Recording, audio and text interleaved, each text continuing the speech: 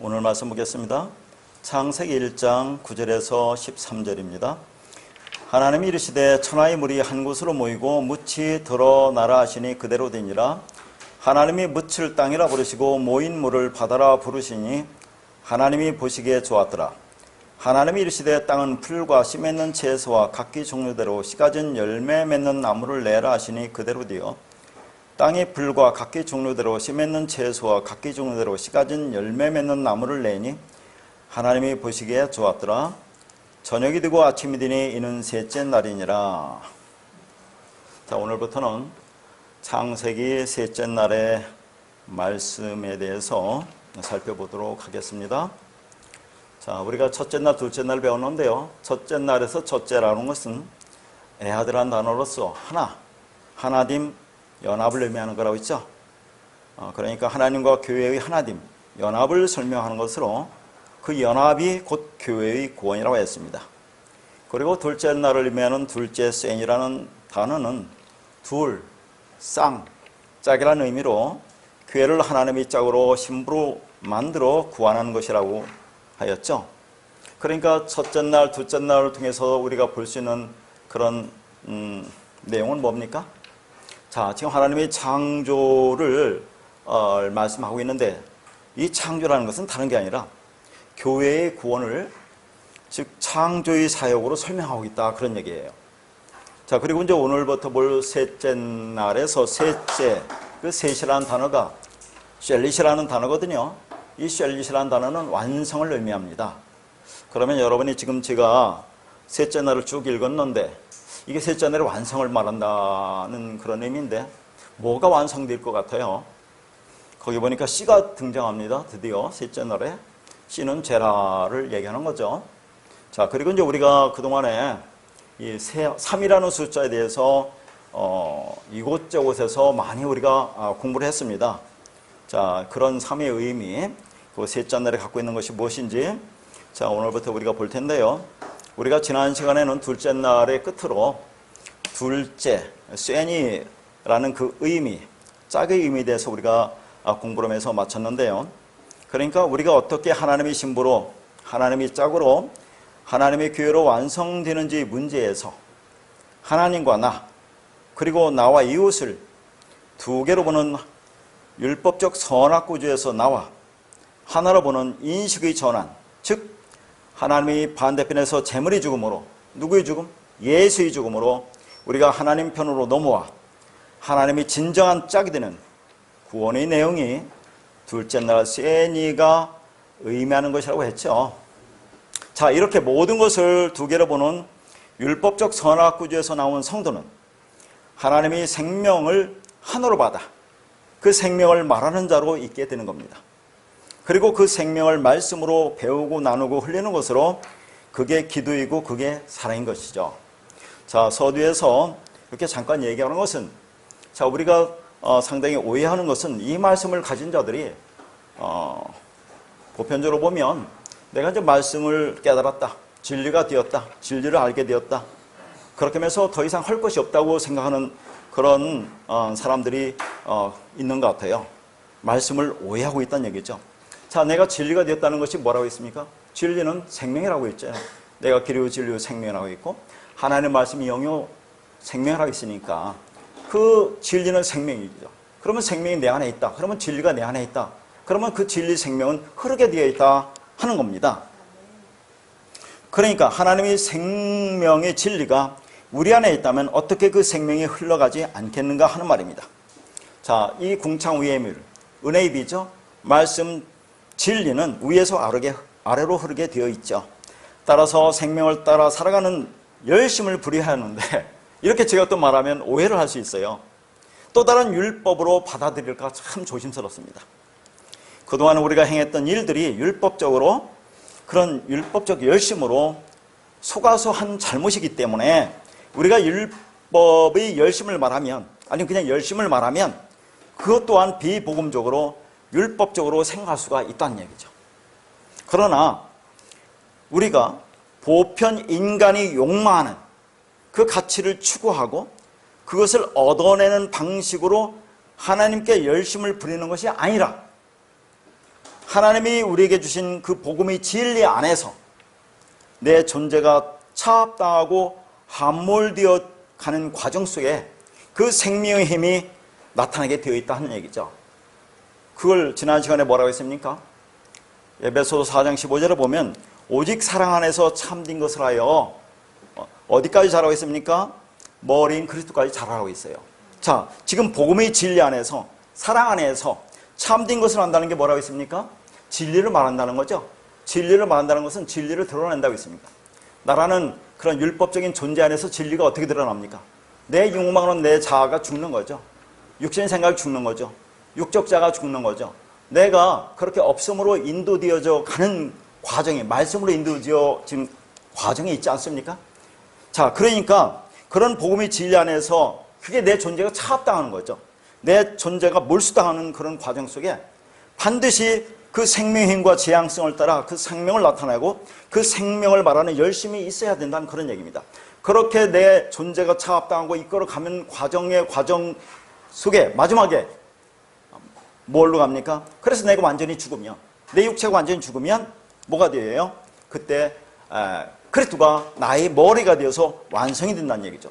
물론 이론적으로 논리적으로는 우리가 이 말씀을 깨달으면 그 그리스도 머리가 우리 머리가 된 거예요. 그러나 아직 여전히 육신을 입고 이 땅에 살고 있다는 그런 얘기입니다. 그렇기 때문에 우리는 여전히 그 말씀에서 이끌려가면서 이 역사 속에서 죽어가고 있는 거죠. 내 존재가 차압당하고 있는 겁니다. 함몰되어 가고 있어요. 그러면 그 과정 속에서 그냥 죽어가느냐? 그 생명의 힘이 내 안에서 나오게 되어 있다 하는 그런 말이에요. 물론 우리 안에 복음의 말씀으로 아직도 아마겟돈의 전쟁처럼 여러분 싸우고 있죠. 갈등하고 있습니다. 때로는 낭망하고 쓰러지고 곤란스러운 과정이 진행되고 있지 않습니까? 그렇기 때문에 누군가에게 기쁘고 즐거운 마음으로 자유롭게 이 생명을 나눌 수 없는 현실을 인정해요. 여러분 이 말씀을 가졌어요. 그래서 가족에게, 지인에게 전하고 싶어서 전하면 어떻습니까? 그 말씀으로 부딪히죠. 갈등이 일어나지 않습니까? 때로는 참으로 안타깝고 힘들어요. 감정이 소모가 있어요. 어려워요. 그렇기 때문에 전할 수 없음을 우리가 인정합니다. 또 내 안에서 수많은 그 말씀으로 내가 싸우고 있지 않습니까? 어려워요. 그렇다 하더라도 생명을 따라 살아가는 열심이 있어야 된다 하는 얘기입니다. 그러니까 우리가 잘못 오해하면 이렇게 말하면 왜 율법적 열심을 말하냐 이렇게 생각할 수 있다 그런 얘기죠. 진리를 알지니 진리가 너희를 자유케 한다는 이 말씀에 이 진리를 안다는 게 뭐예요? 우리가 율법적인 그런 구속에 얽매이지 말라는 거지. 그렇지 않습니까? 그러니까 어떤 사람이 열심을 내요. 그런데 그 열심이 율법적 열심인지 하나님의 열심인지 어떻게 구분할 수가 있느냐 하는 얘기입니다. 저희가 교회를 위해서 말씀을 준비하는 등 이런저런 일을 하는 것이 여러분 율법적 열심입니까? 아니면 하나님의 열심이에요? 성령이 인도하는 그런 열심입니까? 구분이 됩니까? 결론은 하나님의 열심을 따라 복음적 열심을 내자는 거죠. 왜 열심이 안 됩니까? 자, 우리는 이 말씀을 들었어요. 이제 다 완성됐다고 해요. 뭐 특별히 할 게 없다고 하는 거 아닙니까? 뭐 열심히 해봐도 하나님 나에게 상 줍니까? 아니면 나에게 복을 줍니까? 아무런 유익이 없다고 하니까 우리는 그런 생명의 열심을 내지 않고 있다는 얘기죠. 그러니까 내가 무슨 행위를 해서 구원받는 건 아니지만 구원이란 내용에 이러한 생명의 말을 전하는 자로서의 경향성과 지향성과 흐름이 있다는 것을 우리는 알아야 한다는 겁니다. 자, 그래서 이제 서론에 이렇게 좀 무거운 얘기를 했는데 그 말씀의 의미가 뭔지를 한번 다시 생각해 보기를 바라고요.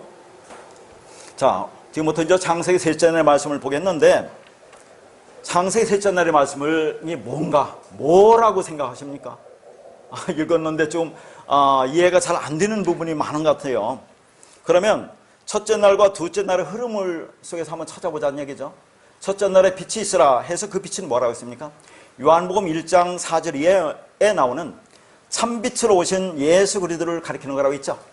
그리고 둘째 날에 나오는 궁창 위물과 아래물로 나누라는 말씀은 궁창, 휘장, 성전, 찢어져야 할 육체로 오신 그분, 허물어져야 할 성전으로 오신 그 예수 그리스도를 가리키는 거라고 했어요. 그렇다면 창세기 셋째 날의 이야기는 무슨 말씀일까 하는 겁니다. 자, 똑같은 말을 지금 하고 있지 않겠어요? 자, 그런 생각으로 이 말씀을 보는데 그걸 억지로 거기에 꿰 맞추자는 얘기가 아닙니다. 자, 셋째 날은 크게 두 부분으로 나눌 수 있어요. 첫 번째 부분은 9절과 10절, 두 번째 부분은 11절과 12절입니다. 그리고 이제 마지막에 관용적 어구인 13절이 나오는데요. 자, 9절과 10절 한번 잘 보세요. 어떻게 되어 있나. 천하의 물이 한 곳으로 모이게 하시고 묻을 드러나게 하죠. 그런 다음에 그 묻을 땅이라고 칭하시고 모인 물을 바다라고 합니다. 왜 갑자기 이런 말이 나올까? 그리고 두 번째 부분인 11절과 12절은 이제 땅에게 풀과 씨 맺는 채소와 씨 가진 열매 맺는 나무를 내라라고 명령하시고 이것들을 내니라고 되어 있어요. 자, 그리고 마지막 13절은 관용적 어구인 저녁이 되고 아침이 되니 셋째 날이라고 합니다. 자, 어때요? 첫째 날, 둘째 날을 보면서 셋째 날 이렇게 나오는 것이 좀 연결이 잘 안 될 것 같고 그렇지 않습니까? 말씀이 복잡하고 어려워 보이죠? 그러나 첫째 날, 둘째 날에 담고 있는 그 진리 흐름을 통해서 갖게 된 복음의 눈으로 보면, 다시 말해서 이 진리가 내 마음에 새겨지는 것이 아버지 마음을 아는 거라고 했죠. 그리고 그게 사랑이라고 했습니다.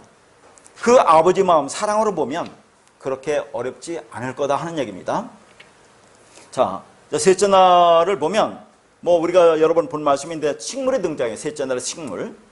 근데 여러분, 식물은 햇빛을 받아 광합성 작용을 해서 양분을 받아 그것으로 살아가야 되는 거 아닙니까?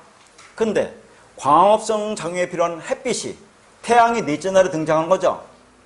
자, 그러니까 이 셋째 날에 나오는 식물과 넷째 날에 나오는 태양의 관계는 어떻게 되느냐 하는 얘기입니다. 그러니까 첫째 날에 등장하는 빛은 예수 그리스도를 가리킨다고 했어요.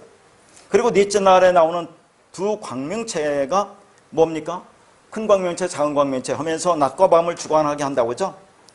자, 그러니까 넷째 날에 해, 달, 별을 만들었다는 것은 일반적인 얘기예요.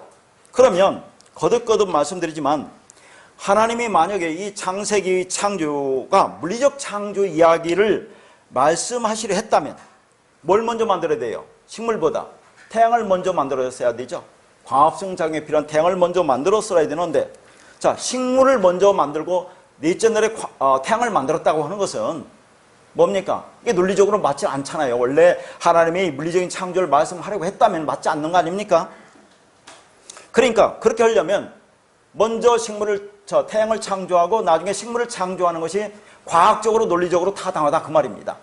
그러니까 자, 그렇게 하지 않은 것은 뭐란 얘기입니까? 이 창세기 창조는 우주 만물이 창조라는 그런 물리적 창조를 말하는 것이 아니라는 것이 다시 한번 분명한 거 아닙니까? 자, 그리고 이 셋째 날의 중요한 특징이 하나 있어요. 여러분 원고를 보셨기 때문에 그렇고 또 성경을 자세히 읽는 분들은 알았으실 텐데, 셋째 날의 특징 보니까 하나님이 보시기에 좋았더라고 두 번 나옵니다. 첫 번째는 10절에 나오고 12절에 나와요. 이 좋았더라가 뭡니까? 토부죠, 토부. 하나님이 선. 토부는 하나님이 기뻐하시고 마음에 만족하시고 사랑하시고 의롭게 하시는 걸 말해요. 자, 하나님이 사랑하니까 의롭다고 하시는 거죠. 그게 하나님이 기뻐하신다 그런 얘기입니다. 그러면 여러분 한번 생각해 보세요. 그러면 하나님이 보시기에 좋았더라가 나오지 않는 날은 몇째 날입니까? 성경을 열심히 읽으셔야죠. 둘째 날에 나오지 않잖아요. 둘째 날. 그렇죠? 하나님이 보시기에 좋았더라는 요 어구는 둘째 날은 안 나와요. 근데 셋째 날에 두 번 나온다 그 말입니다. 그러면 이런 걸 통해서 여러분이 생각할 수 있는 게 뭡니까? 아, 둘째 날의 결론이 셋째 날이구나. 그런 얘기예요. 그러니까 제가 둘째 날을 설명하면서 궁창의 물과 아랫물이 자, 짝으로 연합돼서 하나가 되는 거, 그럼 우리가 구원이라고 이제 완성으로 말은 했지만 세니가 짝이니까. 그런데 이 둘째 날의 이야기가 셋째 날에서 완성된다는 것을 보여주고 있어요. 왜냐하면 궁창의 물과 아랫물이 하나로 연합된다는 것이 지금 셋째 날에 9절에서 등장해요. 9절과 10절에 나온다 그 말입니다. 그렇게 되니까 하나님 보시기에 좋았다라고 10절에 한번 나오는 거죠. 그리고 11절, 12절에 씨가 등장하면서 또 하나님 보시기에 좋았더라 이렇게 나온다 그 말이에요.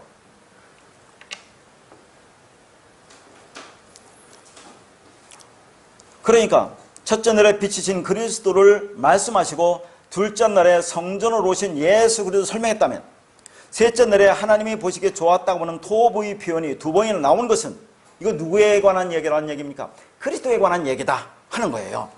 그러니까 지금 하나님이 좋았다고 하는 토부는 하나님이 무언가를 보시고 평가하는 거 아닙니까? 아, 이게 내 마음에 들어. 이게 내가 좋아하는 거야. 내가 기뻐하는 거야. 이게 선이야. 라고 지금 말씀하고 있다. 그 말이죠. 그걸 지금 2번씩이나 얘기한다. 그 말이. 그런 얘기입니다. 자, 그러니까 그 토부의 대상이 역시 그리스도이신 예수란 얘기죠.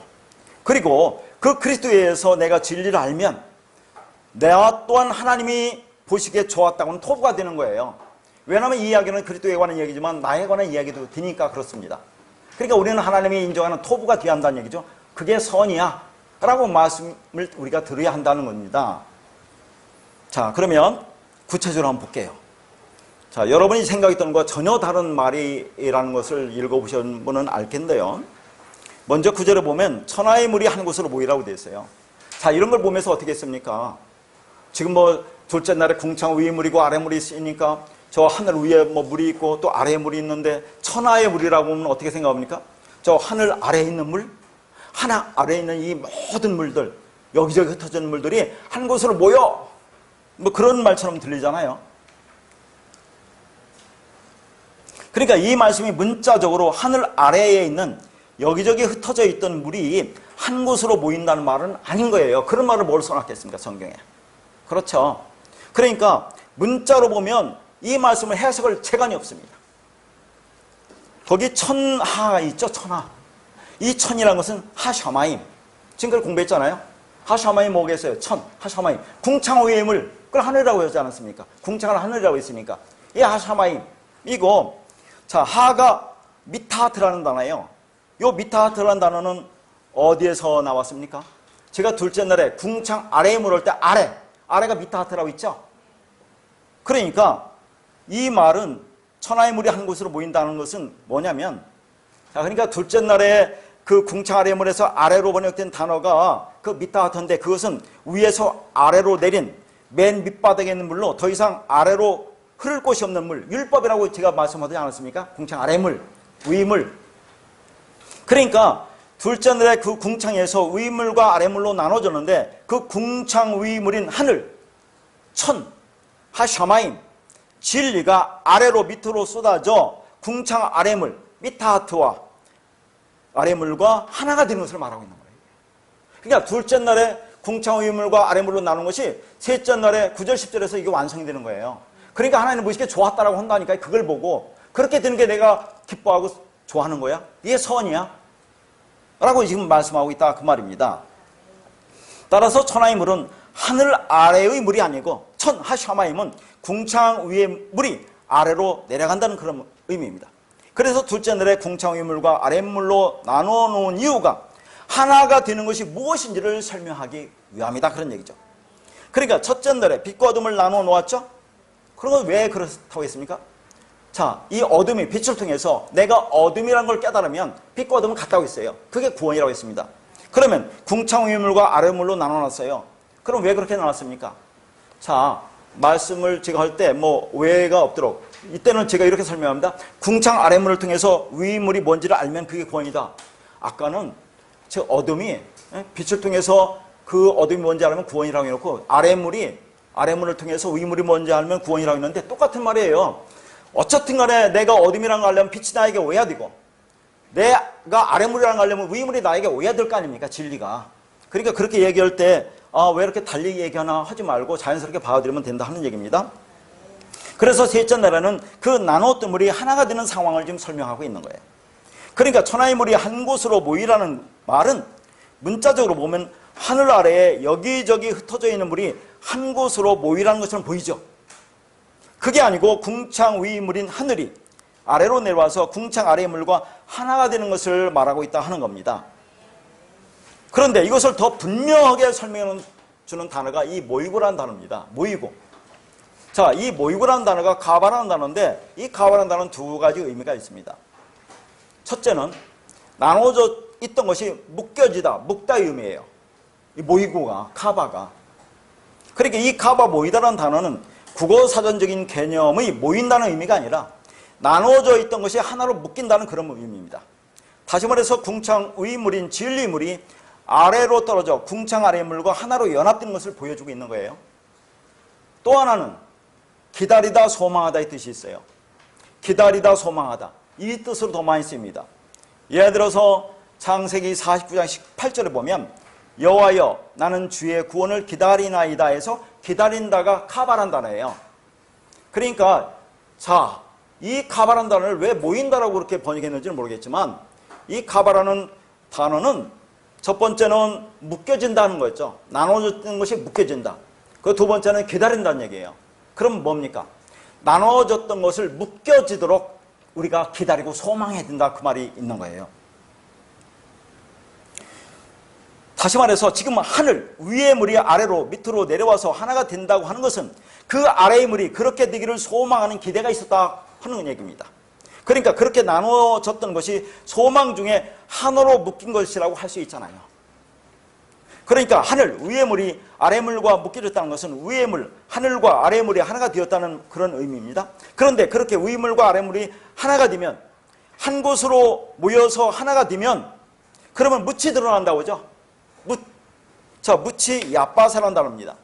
이 단어는 마른 땅 육지의 뜻이에요. 그러니까 위물인 진리와 아래물인 비진리가 하나로 연합되면 마른 땅이 드러난다는 거예요. 그러면 여러분 한번 생각해 보세요. 자, 위물과 아래물이 이렇게 연합돼서 하나가 됐어요. 그럼 드러나면 그 묻이 드러납니까? 묻이 뭐예요? 야빠사, 마른 땅. 아니 물이 덮여 있다가 그 물이 이게 모이고 다른 데로 가면 묻이 마른 땅이 드러나냐 하는 얘기예요. 질퍽거리지. 아, 물속에 있던 땅이 물이 거치면 질퍽거리지 이게 마른 땅이 됩니까? 이게 다 복음이에요. 왜 야빠사라는 단어를 썼느냐 하는 얘기입니다. 이게 마른 땅이라는 얘기예요.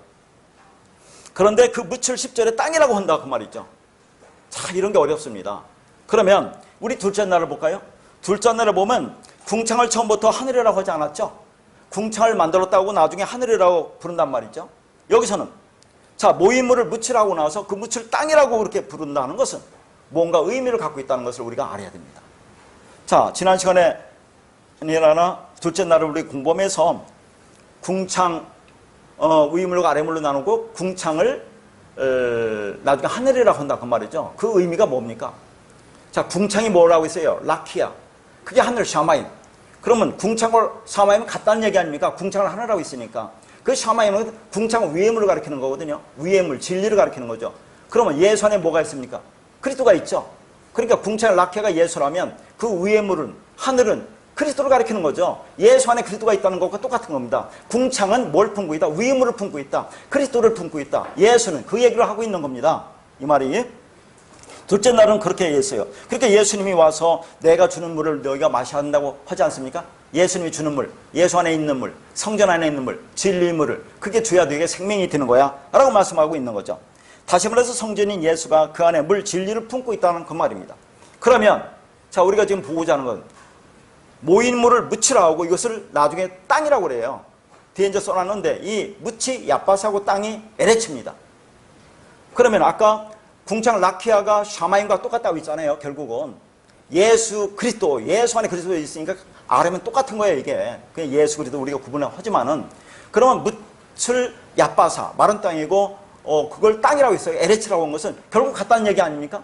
근데 왜 다르게 단어를 썼느냐 하는 얘기죠. 왜 굳이 그런 단어를 쓰느냐 하는 거 중요하지 않겠어요? 그러면 이 마른 땅, 위물과 아래물이 합치면 마른 땅이 되는 겁니다. 이게 완성이 되는 거예요. 이게 구원이에요. 이게 진리가 우리가 되는 겁니다. 이미 해서 드러났으니까. 근데 이것을 땅이라고 한단 말이죠. 에레치라고 한단 말이죠. 그러면 왜 이것을 굳이 땅이라고 했을까? 여러분 창세기 1장 2절에 뒤에 아마 있을 건데요. 혼돈공허 흑암이라는 그 땅이라고 나오죠. 이렇게 땅. 그 땅은 혼돈공허 흑암인데 지금 위물과 아래물이 합쳐서 이 혼돈공허 흑암이라는 것이 내가 뭔지 깨달아 알았어요. 위물과 아래물이 합쳤어요. 마른 땅이 드러났어요. 그러면 창세기 1장 2절의 그 땅과 여기 나오는 땅은 똑같은 에레치지만 그 내용이 다르다는 것을 얘기하고 있어요.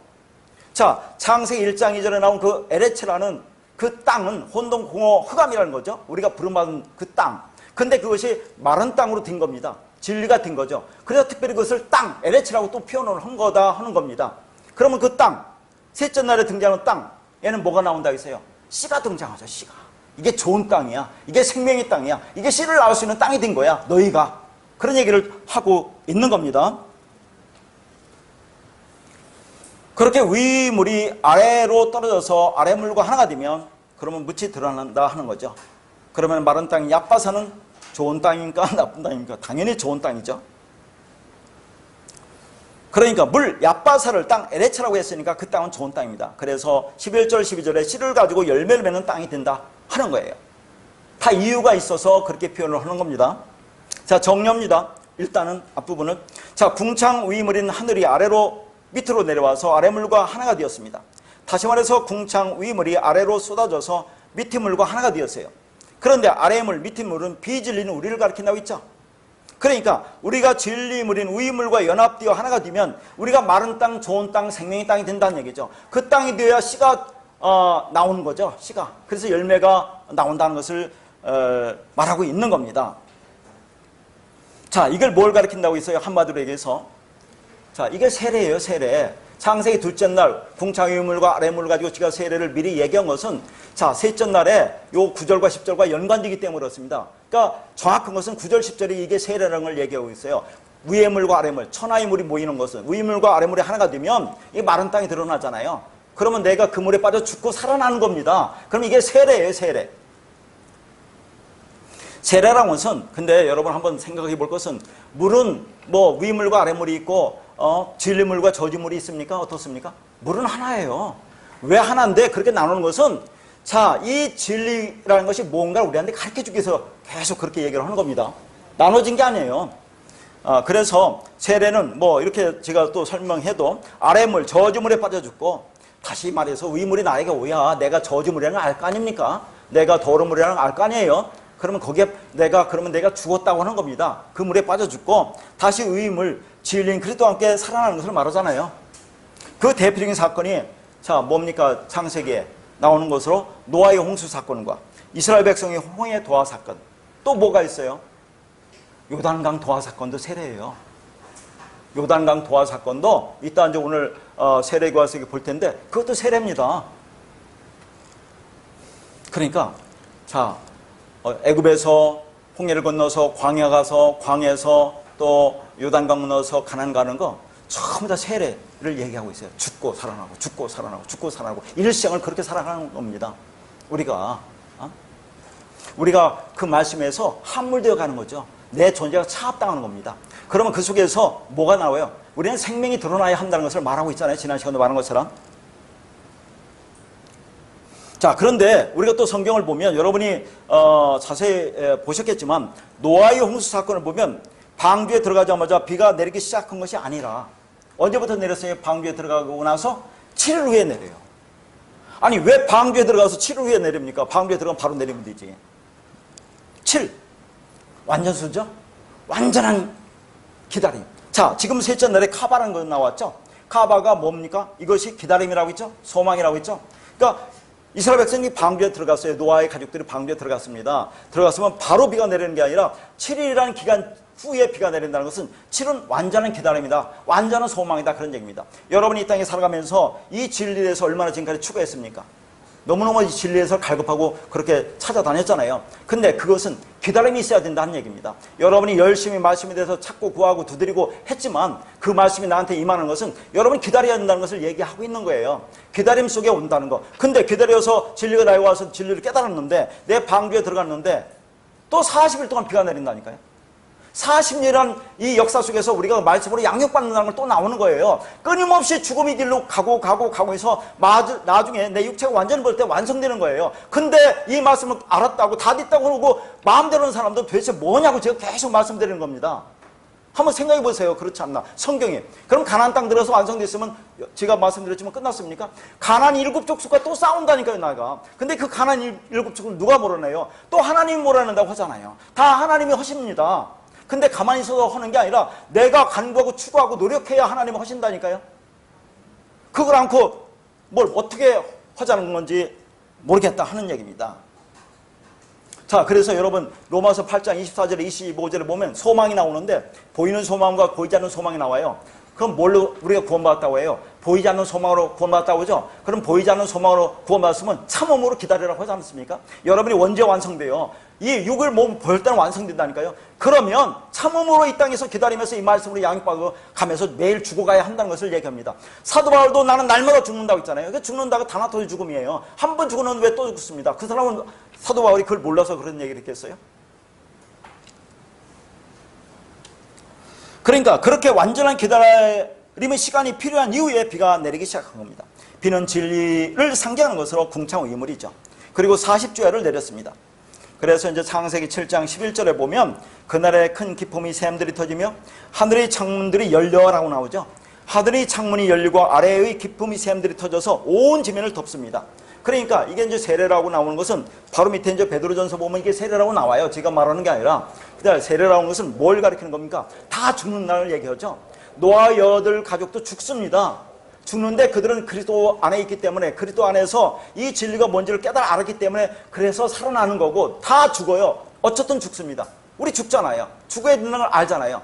그런데 그들은 그렇게 깨달으면 진리로 살아난다는 걸 보여주죠. 깨닫지 못하는 자는 그 물이 저주의 물에서 영원히 빠져 죽어서 나오지 못한다는 걸 보여주고 있는 거예요. 성경은. 자, 그래서 베드로전서 3장 20절에서 21절입니다. 그들은 전에 노아의 날 방주를 준비할 동안 하나님의 오래 참고 기다리실 때에 복종하지 아니하던 자들이라. 방주에서 물로 말미암아 구원을 얻은 자가 몇 명뿐이니 겨우 8명이라. 물은 예수 그리스도께서 부활하심으로 말미암아 이제 너희를 구하는 편이 곧 세례라. 이는 육체의 더러운 것을 제하여 버림이 아니요 하나님을 향한 선한 양심의 간구라.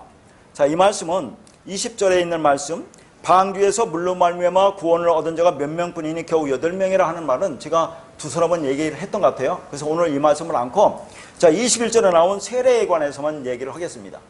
자, 이 세례가 뭐라고 하는지 참 어려워요, 여러분이. 어렵기 때문에 전에도 한번 말씀드렸지만 다시 한번 확인하려고 그래요. 자, 여기 보니까 20절에 복종하지 않다라는 얘기죠. 그러니까 노아는 누굽니까? 선지자죠. 노아가 선지자가 120년 동안 방주를 만들 때 그 선지자 노아는 계속해서 복음을 전했어요. 근데 그들이 그걸 깨닫지 못한 겁니다. 그게 복종하지 않다는 얘기죠. 그러니까 말씀을 진리로 보지 못하고 왜 내가 방주를 만드는지 그걸 깨닫지 못하고 그냥 겉으로만 그들은 알고 열심히 율법적으로 행하기만 했다는 것을 보여주는 겁니다. 그래서 복종하지 않다가 아페이데오라는 단어거든요. 동사거든요. 명사가 아페이데이야. 이거 제가 말씀드렸던 그 단어인데 이 불순종 아페이데아는 율법인 성경 말씀을 통해서 알려주시려는 진리를 알아보지 못하고 율법을 행하는 것이 생명인 줄 알고 그걸 소망으로 삼고 있는 것을 말하는 거죠. 그게 뭡니까? 율법이 무거운 짐을 지고 수고롭게 일하는 그게 우상숭배예요. 다른 곳에서는 뭐라고 합니까? 그게 자의적 숭배라고 제가 한번 말씀드렸습니다. 이게 악이에요. 성경 이걸 보고 악이라고 하는 겁니다. 그러니까 하나님이 보는 악은 딱 한 가지 이겁니다.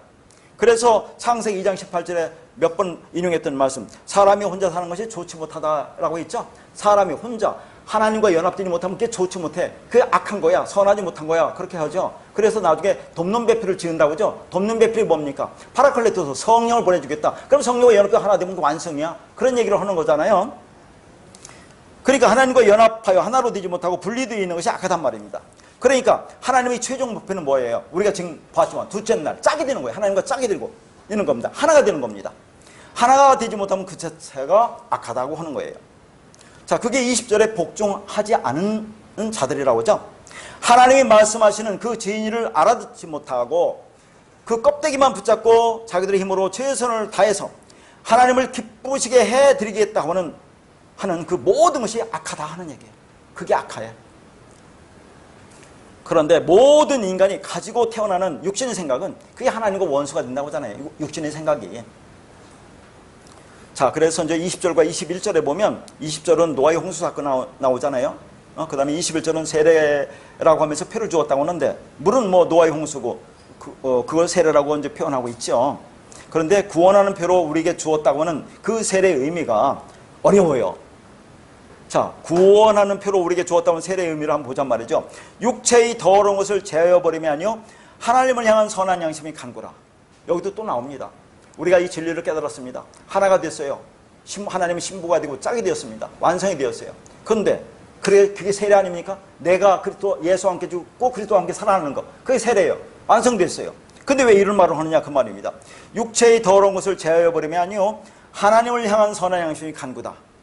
자, 뭐 우선 육체의 더러움이라는 것이 모든 것을 율법으로 보는 그런 악한 상태, 그러니까 모든 것을 율법으로 보는 그런 상태로 되어 있는 나라고는 죄의 공장에서 나오는 모든 것을 육체의 더러움이라고 하는 거죠. 그러니까 성경에서 말하는 죄라고 하는 것은 하마르티아, 하나님 말씀과 내 말이 같지 않은 게 죄라고 하는 건 분명해요. 하나님 말씀과 내 말이 같은 것은 진리가 돼야 그게 하나로 연합되는 거 아닙니까? 그러면 이 땅에 있는 윤리 도덕적인 죄는 죄가 아니냐는 얘기입니다. 그렇게 하나로 되지 못한 인간들 안에서 나오는 모든 것들이, 그런 인간인 죄의 공장에서 나오는 모든 것들이 그게 다 죄예요. 성경이 말하는 본질적인 죄는 아니지만 그건 죄가 아니라고 지금 멋대로 하면 안 된다는 얘기입니다. 그렇잖아요? 자, 그러니까 여기서 육체의 더러움을 제거한다는 것은 뭡니까? 우리가 그걸 제거한다고 해서 제거됩니까? 그걸 없애려고 한다고 해서 없애쳐요. 그런 얘기를 하는 게 아니에요. 여기서 지금 세례를 받았다고 하면서 하는 얘기는, 육체의 더러운 것을 제한한다는 것은 그릇의 겉만 닦는 것을 말합니다. 그런데 속을 깨끗이 하면 겉도 깨끗이 든다는 것이 성경적인 원리죠. 그래서 하나님을 향한 선한 양심의 간구가 속을 깨끗이 하는 거예요. 하나님을 향한 선한 양심의 간구가 속을 깨끗이 하는 거다. 자, 여기부터 지금 여러분이 좀 잘 들으셔야 하는데, 몇 번 말씀드린 얘기니까 자, 이해를 쉽게 할 겁니다. 여기서 하나님은 그냥 데우스라고 있어요. 근데 그 유일하신 그 하나님을 가리킬 때는 호데우스라는 관사를 붙입니다. 왜냐면 이게 헬라어니까. 근데 여기는 호라는 관사가 없으니까 여기서 데우스는 뭐라고 해요? 신이 된 인간. 그게 어디 나옵니까? 요한복음 10장 34절에서 35절에 보면 나오잖아요. 자, 그러니까 여기는 하나님께 간구하는 것으로 생각되어 있는데, 자, 여기서 하나님께 간구한다. 그 하나님, 호데우스가 아니란 얘기죠. 그러면 하나님을 향한 것이 뭔 뜻인지를 보자, 그 말입니다. 그러니까 예수가 죽고 그리스도를 부활해서 우리에게 영으로 왔죠. 그러면 내가 영으로 내 안에 들어왔습니다. 그러면 내가 뭐가 됐어요? 진리가 있으면 내가 신이 됐잖아요. 하나님이 자녀가 됐잖아요. 아들이 되었죠. 그걸 가리키는 거예요. 그걸. 그러니까 하나님을 향한다 해서 향한다는 것은 내가 그 하나님을 향해 간다는 말이 아니에요. 여기서 향한이라는 에이스라는 것은 전치사로 멋멋으로 그런 얘기입니다. 그러니까 하나님을 향한다는 것이 아니라 뭐예요? 하나님으로, 신됨으로, 아들로, 진리가 된 자로 그런 얘기를 하는 거예요. 그러니까 그 신됨으로 인하여 선한 양심을 간구한다는 그런 얘기입니다. 무슨 말인지 이해 가겠어요? 예.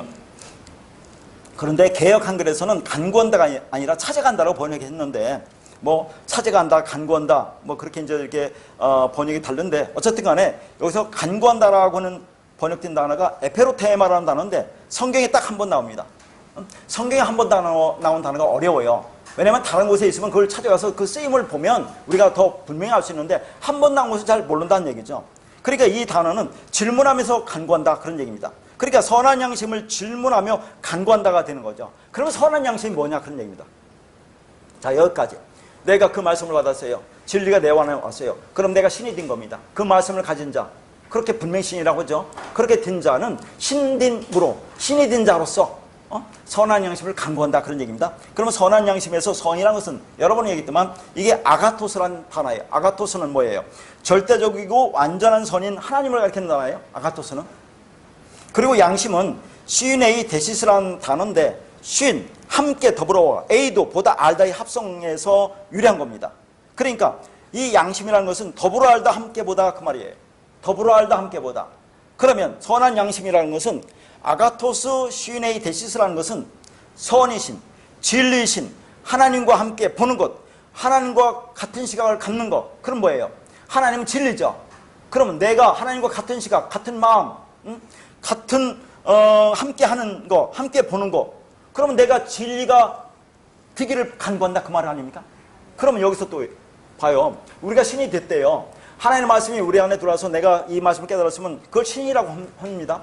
우리가 세례를 받았어요. 예수와 함께 죽고 그리스도로 드러나서 내 마른 땅이 됐어요. 생명의 땅이 됐어요. 진리가 됐어요.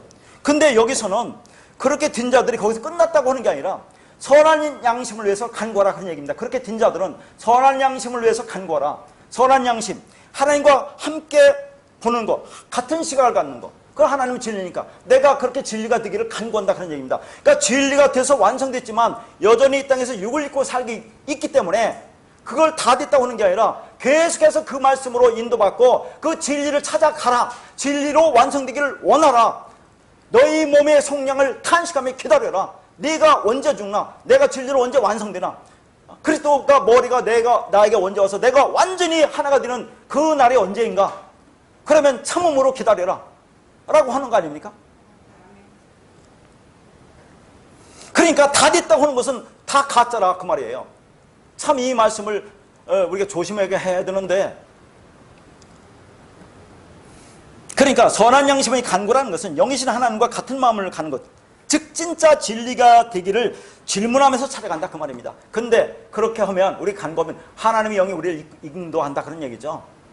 그렇게 찾아간다. 아직 완성이 됐지만 완성이 안 됐다. 그럼 완성될 것이다. 그게 삼위일길이에요. 이게 삼위일길. 자, 그러면 선한 양심은 도덕적 양심이 아니에요. 그러면 인간의 양심은 뭡니까? 인간이 가진 양심은 그게 도덕적 양심이죠. 도덕적 양심. 이게 불완전한 거죠. 이게 뭡니까? 율법이에요, 율법. 로마서 2장에 나오잖아요. 자, 인간의 양심은 로마서 2장 15절에 보면 하나님의 율법을 증거하는 거라고 그래요. 인간의 양심은 하나님의 율법을 증거하는 것으로 그 마음에 새긴 율법 행위를 나타낸다고 합니다.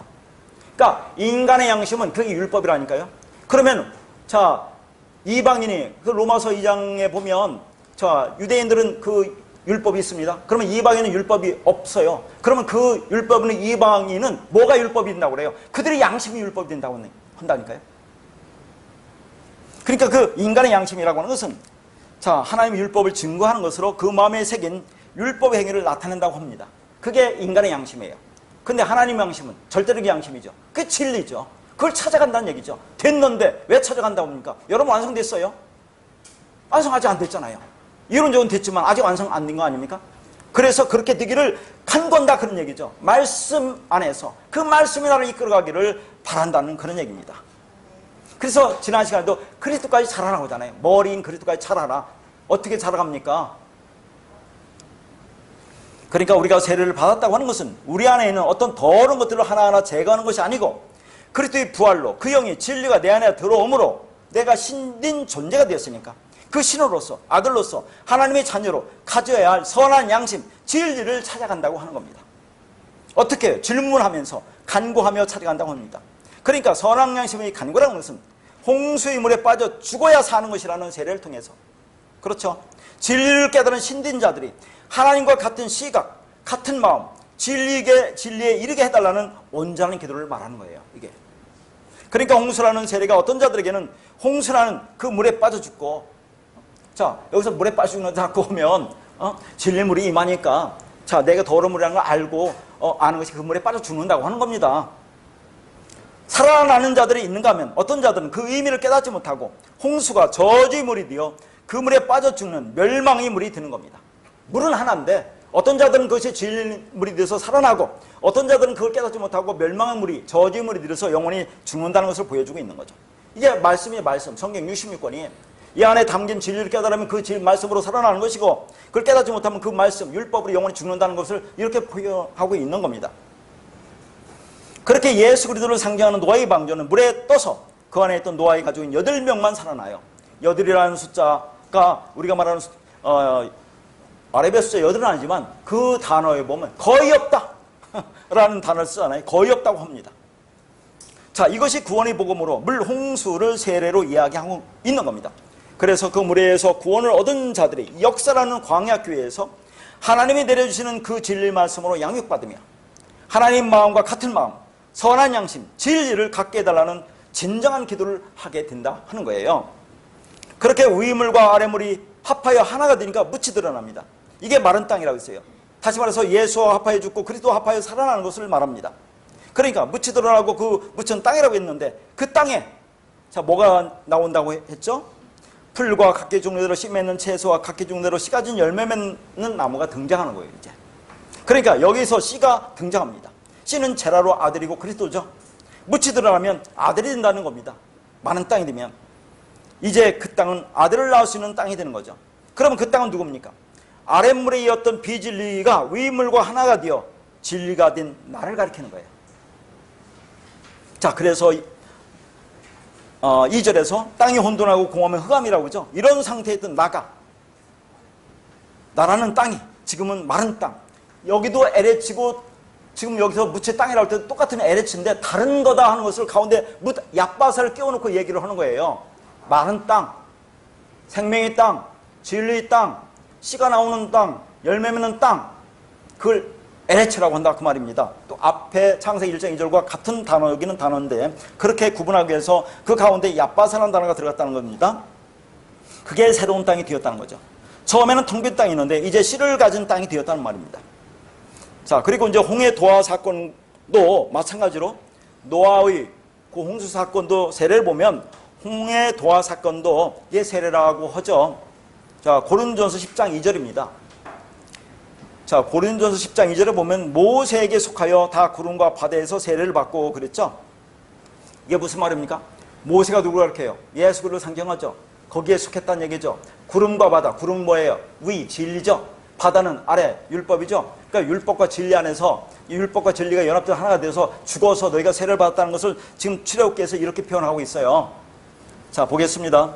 출애굽기 14장 16절과 21절, 22절입니다. 지팡이를 들고 손을 바다 위로 내밀어 그것이 갈라지게 하라. 이스라엘 자손이 바다 가운데서 마른 땅으로 행하리라. 21절 모세가 바다 위로 손을 내밀매 여호와께서 큰 동풍이 밤새도록 바닷물을 물러가게 하시니 물이 갈라져 바다가 마른 땅이 된지라. 이스라엘 자손이 바다 가운데를 육지로 걸어가고 물은 그들의 좌우에 벽이 되니. 전에 21절과 22절은 제가 한번 말씀드렸죠. 기억나시는 분이 있어요? 왜 이때 이 말씀을 했습니까? 제가 창세기 둘째 날을 하면서 이 말씀을 같이 했는데 그때도 창세기 둘째 날도 세례라는 의미에서 이제 하면서 그때는 뭐 때문에 했습니까? 바다 가운데, 이 가운데가 타베크라는 단어라고 있어요. 이것 때문에 이 말씀을 드렸고 오늘은 자, 마른 땅이라는 얕바사라는 그 단어 때문에 이 말씀을 드리는 겁니다. 그게 같이 나오는 거죠. 둘째 날과 지금 셋째 날에 같이 나오는 겁니다. 둘째 날에 물 가운데 타베크라고 있죠. 여기는 바다 가운데 타베크가 나오니까 위물과 아랫물이 갈라져서 마른 땅이 되고 나중에는 그 마른 땅으로 걸어가서 살아나는 그런 얘기를 하고 있는 거 아닙니까? 자, 그런데 성경이 참으로 제가 보면서 어렵다고 하는 것은 뭐냐면 그 16절에 나온 자, 마른 땅 있죠? 그건 얕바사예요. 근데 21절에 나오는 거기 보세요. 마른 땅이 나오죠? 이것은 또 하라바라는 단어를 썼어요. 그리고 또 22절에 육지로 걸어간다 했죠? 이것도 얕바사예요. 아니, 얕바사라는 단어와 하라바라는 단어를 똑같이 마른 땅으로 번역해 쓰는데 일반적으로 우리가 창세기를 보면서 이제 얕바사가 마른 땅인데 이 하라바라는 단어는 그냥 보통 땅, 육지를 가리키는 거예요. 근데 이제 그것도 그냥 마른 땅으로 했는데 우리는 얕바사에 이렇게 주안점을 두면 됩니다. 뒤에서 보는 그 요단강 건너갈 때도 이 얕바사와 하라바가 또 섞여 나와요. 마른 땅이라고 하면서. 이렇게 성경은 어려워요. 그러나 자, 여기서 마른 땅이라고 하는 얕바사에 우리가 관점을 두고 보면 되는데 그러니까 하라바라는 것도 그냥 땅이다, 육지다 이렇게 생각하고 보면 됩니다. 자, 그러니까 이스라엘 백성이 출애굽에서 홍해를 건너는데 홍해가 갈라지고 드러난 땅을 얕바사, 마른 땅, 육지라고 표현합니다. 그리고 이제 그 가운데, 바다 가운데가 이제 타베크라고 있는데 자, 그러면 여러분 이 타베크 할 때 뭐라고 설명했습니까? 지금 바다가 어떻게 갈라집니까? 거기 16절에 보니까 지팡이를 들고 나오죠? 그 다음에 21절에는 큰 동풍이라고 나오죠? 그 지팡이는 뭡니까? 성경의 지팡이는 말씀을 가리키는 거죠. 즉, 누구예요? 야곱이 일생을 지팡이 짚고 살지 않습니까? 야복강 건너면서. 그 진리에 의해서 진리를 붙들고 산다는 그런 말입니다. 그게. 그 지팡이라는 것은 진리의 말씀이라는 얘기죠. 동풍이 뭡니까? 루아예요. 하나님의 성령. 이게 불어가니까 바다가 갈라지는 겁니다. 자, 바다 가운데가 타베크라는 얘기죠. 그러니까 궁창에서 물이 갈라진다 할 때 타베크라고 하는 얘기죠. 그러니까 어떻게 갈라진다고요? 뭐예요? 지팡이를 내밀으니까 또 동풍이 불으니까 즉 말씀이 임하니까 즉 저주물이 바다가 물러가는 거고 그거 갈라진다고 하는 겁니다. 자, 그러니까 뭐가 드러나요? 마른 땅이 드러나는 거죠. 얕바사가 드러납니다. 생명의 땅이 드러나는 거죠. 그러면 그 땅을 밟고 누가 갑니까? 이스라엘 백성이 건너가잖아요. 자, 이스라엘 백성이 그 땅을 밟고 예수를 밟고 건너가면서 얕바사, 마른 땅, 그리스도로 살아나는 것을 지금 보여주고 있는 거예요. 이게. 그러면 우리도 이 말씀에서 우리가 죽는 거죠. 죽고 마른 땅으로 건너가는데 우리가 죽는 것을 어디서 나타납니까? 자, 그 위물과 아랫물이 합쳐지잖아요, 나중에. 그렇죠? 그러니까 애굽의 군대가 다 죽는다고 나오잖아요. 그 애굽 군대가 누구라고 있어요? 우리라고 있잖아요. 우리. 애굽에 있던 율법이라는 세상 속에서 그걸 욕망하며 살던 나, 그게 죽는다는 걸 보여주는 거죠. 그렇게 죽으니까 우리가 마른 땅으로 살아나서 걸어가는 거야? 그런 걸 보여주는 거예요. 이게 다 같이. 근데 여러분이 또 한번 생각해 볼 것은 아까도 말씀드렸지만 바다가 갈라졌어요. 근데 어떻게 이게 마른 땅이 되느냐 하는 얘기입니다. 상식적으로 이해 가요? 아니, 바다가 갈라지고 나는 것이 마른 땅입니까? 아니면 질퍽거리는 갯벌입니까? 바다가 갈라졌는데 그게 어떻게 마른 땅이 될 수 있느냐는 얘기죠. 일부러 그런 표현을 쓴다는 얘기야, 하나님께서. 무언가 의미를 담고 있는 겁니다. 그러니까 문자 그대로 성경을 보면 그게 나에게 우상이 된다는 얘기죠. 한 단어 한 단어를 통해서 말씀 안에 담겨있는 진리이신 그 하나님을 발견하는 간절한 마음이 있어야 한다는 얘기죠. 그 말씀 안에 담아놓으신 하나님의 아버지 그 마음을 깨닫게 해달라는 간절하고 처절한 몸부림이 있는 것이 성도의 모습이다 하는 거죠. 그게 하나님을 향한, 하나님이 든 신된 존재들이, 즉 선한 양심을 위한 간구예요. 그게. 그러니까 그렇게 표현하는 것은, 마른 땅이라는 것은 생명이 살 수 있는 땅이라는 것을 말하고 있는 거죠.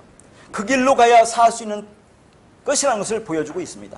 자, 지금 여기서 다시 한번 써줬는데요. 21절에 큰 동풍, 이 르하우입니다. 바닷물이 밤새도록 부르니까, 동풍이 부르니까 바닷물이 물러가겠다는 표현을 뭐라고 볼 수 있어요? 동풍이 불었어요. 하나님 영이 임했어요.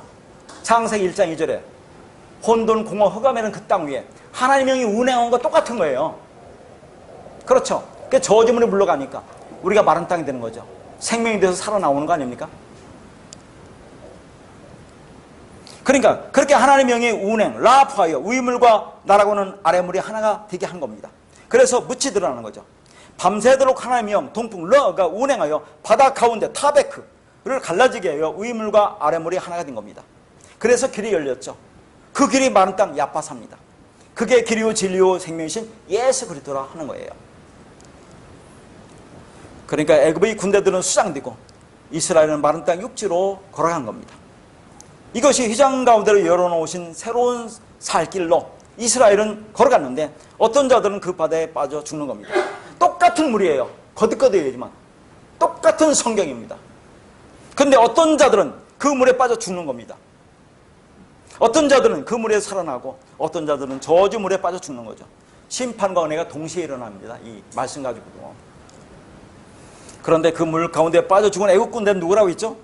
애굽에 있던 나의 옛자, 이 세상에서 욕망하는 나의 육적 자아가 물과 물 사이에서 빠져 죽은 겁니다. 우리는 지금 그렇게 옛 자아가 물에 빠져 죽었잖아요. 익사당했죠. 익사당하고 있죠. 익사당할 겁니다. 그렇게 이스라엘 백성이 물과 물 사이에서 구원을 받은 겁니다. 이걸 세례라고 하는 거죠. 그리고 요단강을 건너는 것도 똑같은 표현을 씁니다. 자, 요단강 건너는 것도, 요단강이 건너는 것이 여기서 뭐 세례라고 하는 그런 말은 없지만, 자, 나중에 다음 주에 그 관계된 말씀을 제가 보기는 하겠지만 이 말씀 속에서 이게 세례라는 것을 알 수 있어요. 그러니까 이스라엘 백성이 광야를 지나서 가나안 땅에 들어갈 때 요단강이 마르고 드러나는 것도 마른 땅입니다. 자, 여호수아 3장 13절과 17절입니다. 온 땅의 주 여호와의 궤를 맨 제사장들이 발바닥에 요단물을 밟고 멈추면 요단물 곧 위에서부터 흘러내리던 물이 끊어지고 한 곳에 쌓여 서리라. 17절 여호와의 언약궤를 맨 제사장들은 요단 가운데 마른 땅에 굳게 섰고 그 모든 백성이 요단을 건너기를 마칠 때까지 모든 이스라엘은 그 마른 땅으로 건너갔더라. 근데 자, 여기 이제 지금 여호수아 3장을 제가 읽었죠? 뒤에 밤부터 여호수아 4장이 같은 말을 다시 한번 반복하고 있거든요. 제가 말씀드리고자 하는 것은, 자, 여호수아 3장의 17절에 마른 땅이 나오잖아요. 이건 하라바입니다. 왜 이렇게 제가 자세히 하느냐면, 이 원어를 보는 사람들이 나중에 왜 그렇게 다르게 얘기하느냐 할까 봐서 제가 정확히 지적해 주는 거죠. 그런데 뒤에 나온 여호수아 4장에 나오는 마른 땅은 이게 야파사예요. 똑같은 마른 땅이라고 번역을 한다 그 말이죠. 그러니까 같은 의미로 보고 우리가 지금 생각할 것은 마른 땅에 주안점을 주자 하는 얘기죠. 야파사에 주안점을 주자 하는 얘기입니다. 그러니까 이스라엘이 요단을 건널 때는 언약궤를 맨 제사장이 먼저 그 물을 밟고 서면 흐르던 물이 위에서부터 멈춰서 벽을 이루고 땅에 드러난 다음에 건너가죠. 자, 그러면 여기서도 우리가 생각할 것은 아까 홍해를 건널 때는 동풍이 불었어요. 지팡이를 내밀었어요. 근데 여기는 자, 언약궤를 맨 제사장들이 그 물에 들어가니까 물이 멈췄어요. 그럼 언약궤를 맨 제사장들이 누굽니까? 언약궤를 맨 제사장들이 예수 그리스도를 가리키는 거. 예수 그리스도 말씀이신 예수 그리스도가 물에 들어가니까 그 갈라지는 거죠. 예수 가지고 그리스도로 마른 땅으로 드러나서 그들이 그 길로 가서 살아난다는 것을 보여주는 거죠. 똑같은 말입니다. 이게 죽고 살아나는 거. 그러니까 여기서도 아까도 말했지만 그 갈라진 곳을 왜 요단강이 갈라졌는데 마른 땅이라고 하느냐 하는 얘기입니다. 강도 마찬가지잖아요. 거기가 갈라지고 마르면 그게 마른 땅이 됩니까? 질퍽거리고 미끌미끌하죠. 말이 안 되지 않습니까? 하는 거예요. 똑같은 말을 반복하고 있어요. 지금 하나님께서. 모든 백성이 다 건너갈 때까지 제사장들이 요단 가운데 타베크에 버티고 섰다가 건너갑니다. 여기서 언약궤를 맨 제사장은 하나님 말씀이신 예수 그리스도를 가리키고 있다는 거예요. 자, 마지막으로 여호수아 4장 22절에서 24절입니다. 이스라엘 자손들에게 말하여 이르되 후일에 너희 자손들이 그들의 아버지께 묻기를 이 돌들은 무슨 뜻이니까 하거든 너희는 너희 자손들에게 알게 하여 이르기를 이스라엘이 마른 땅을 밟고 이 요단을 건넜음이라. 너희 하나님 여호와께서 요단물을 너희 앞에서 마르게 하사 너희를 건너게 하신 것이 너희 하나님 여호와께서 우리 앞에 홍해를 말리시고 우리를 건너게 하신 것 같았나니 이는 땅의 모든 백성에게 여호와의 손이 강하신 것을 알게 하며 너희가 너희 하나님 여호와를 항상 경외하게 하려 하심이라 하라. 자, 아까도 말씀드렸지만 22절에 나오는 그 마른 땅은 야파사입니다. 자, 그런데 23절에 뭐라 합니까? 앞에서 본 홍해 사건과 요단강 건너는 사건이 같은 사건이라고 하죠. 홍해 건너는 사건이 세례라고 하죠. 그러니까 요단 건너는 그 사건도 세례다. 그런 말을 하고 있는 거죠. 이 두 사건을 통해서 하나님이 하고 싶은 이야기가 있다는 말입니다. 그게 뭔지 알겠니? 라고 지금 말씀하고 있는 거죠. 그렇게 내가 두 번씩이나 얘기하는 말이 뭐냐? 그렇게 얘기를 좀 묻고 있는 거죠. 그래서 각 지파마다 돌기둥을 가지고 와서 세워놓고 이게 무슨 의미인지 자자손손 기억하게 하라고 하시죠. 자, 그러니까 이 돌기둥을 세워놓고 무슨 기념을 하라고 하셨겠습니까? 왜 그렇게 세워놓고 라고 하셨겠어요? 그걸 보고 하나님이 왜 물을 갈라지게 하셨는지, 왜 그 마른 땅 얍바사를 건너오게 하셨는지, 그 하나님의 마음, 그 진리 복음, 그 구원의 길, 그 생명의 길을 알라고 말씀하고 있는 거죠.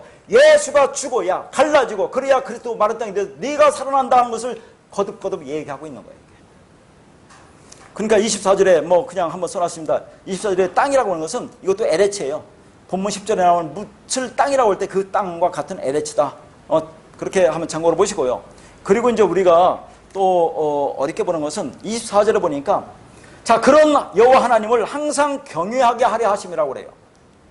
여호와 하나님을 항상 경외하게 하려 하심이라는 뜻이 뭐겠어요? 야, 내가 지금 홍해를 갈랐지. 요단강을 마르게 한 기적의 하나님, 능력의 하나님이다. 그래서 두렵고 무서워서 벌벌 떨게 하는 그런 경외를 말하는 게 아니다 하는 얘기입니다. 내 앞에 말씀대로 복종하라는 그런 말이 아니에요. 왜 내가 물 가운데 얕바사 마른 땅을 만들어내셨는지, 왜 그 가운데 질퍽거리는 곳을 마른 땅이라고 하면서 그 길을 걸어가게 하셨는지, 그 나타나는 현상을 보지 말고 그 마른 땅을 통해 너에게 무슨 이야기를 하려고 하는지 그 아버지의 마음, 그 사랑, 그 진리를 알라고 하시는 거예요. 이게 내가 두 번씩이나 똑같은 일을 행하는 이유를 제발 알아먹으라고 하는 겁니다. 결론적으로 말해서 이렇게 드러난 땅은 전부 무엇을 말합니까? 홍해 바다 가운데 갈라진 그 마른 땅, 요단강에서 제사장이 밟고 섰을 때 열린 그 마른 땅, 그 길, 그게 무엇을 가리키냐 하는 얘기죠. 우리 힘으로는 도저히 갈 수 없었던 그 길이 새롭게 열린 거니까 그게 새로운 길이에요. 그 길은 휘장 가운데 열어놓으신 새로운 살 길이다 하는 얘기입니다. 다시 말해서 물 가운데 타베크 난 길, 예수가 십자가에서 쪼개졌죠. 바타르, 그게 베리터 언약이 이루어진 거라고 했죠. 그냥 언약이 이루어지고 난 길, 휘장이 찢어지고 난 길이 새로운 살 길입니다. 그건 예수께서 그 육체가 찢어지신 것처럼 너희도 그렇게 너희 육신의 생각이 죽어야 한다는 것을 말하고 있는 거죠. 이것이 하나님이 좋았다, 선하다, 토부라고 하시는 거예요.